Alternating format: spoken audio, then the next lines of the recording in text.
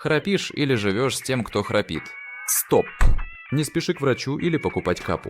Иногда причина храпа – слабые мышцы языка. Да, язык тоже можно тренировать. Вот простое упражнение. Упрись кончиком языка в небо и веди его назад, к глотке. Повтори 20 раз утром и 20 перед сном. Почувствовал напряжение. Отлично, мышцы работают.